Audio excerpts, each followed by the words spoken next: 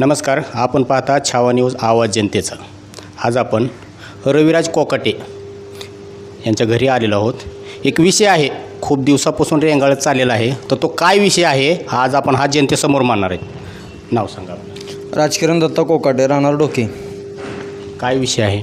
विषय असा आहे की आमच्या घरच्यांचं एकादशी दिवशी सोनं गेलेलं आहे, जवळजवळ 2 तोळे सोनं आहे। तारीख आहे बघा 26/12/2024। आत्तापर्यंत पोलीस स्टेशनला जवळजवळ 10-12 वेळेस विचारणा केली असता तपास चालूच आहे म्हणतात। आज ह्या गोष्टीला जवळजवळ 20 महिने होत आहेत। मग नेमकं तपास कशात चालू आहे हेच कळायला तयार नाही। बरं, आमच्यासारख्या गोरगरिबाचं आज 2 तोळे सोनं म्हणजे काय तोंडचं माप नाही।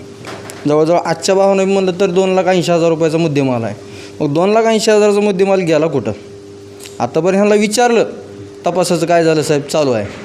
आणि किती वेळेस विचारलं तर त्यांचे जरा उडवाउडीचेच उत्तर आहेत। त्याच्यापायी म्हणून म्हणलं बघावं तरी एकदा काय होतं आहे।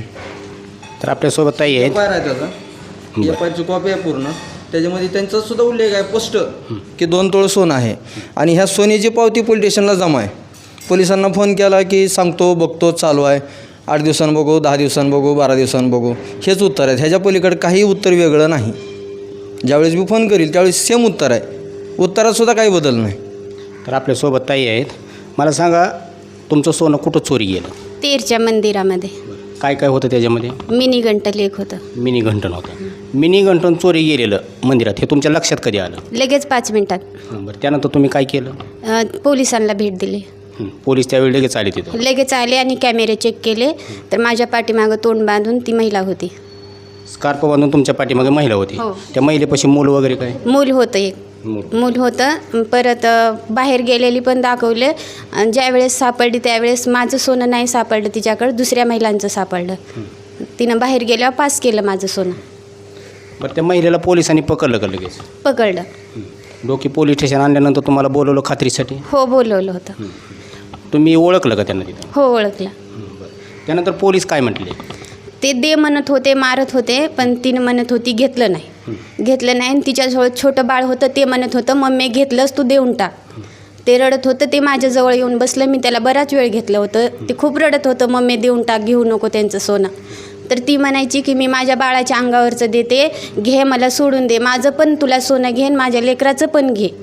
पण मी म्हणलं मला तुझं सोनं नको, माझं मला दे। म्हणजे जे तुमचं घेतलं तेच दे म्हणून मी तिला म्हणले। ती म्हणली मी दुसऱ्यांचं घेतलं ते पण देते आणि लेकराचं देते, माझं पण देते। पण मी म्हणलं नको मला हे सोनं तुझं, मी नाही घेतलेलं कोणाचं सोनं। पण तिला त्या दिवशी अटक केलं, पण तिला कोर्टात हजर केलेलं नाही। तिला संध्याकाळी सोडून दिलं लगेच।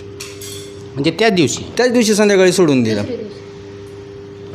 त्या दिवशी ज्यावेळेस ही घटना घडली, हो, तेरच्या एकादशी दिवशी मंदिरात, हो। मग त्याच्यानंतर त्या महिलेला धरून डोकी पोलीस स्टेशनला आणलं? डोकी पोलीस स्टेशनला आणलं आणि तिथं दिवसभर ठेवलं तिला आणि दुसऱ्या दिवशी तिला सोडून दिलं। पोलीस स्टेशननं तिला अटक केलं असं दाखवलंच नाही।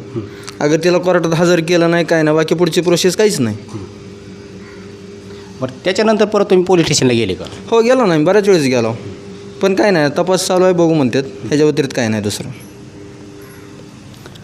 डोकी पोलीस स्टेशन अंतर्गत खूप सारी गावे येतात आणि खूप साऱ्या गावामध्ये अशा समस्या आहेत।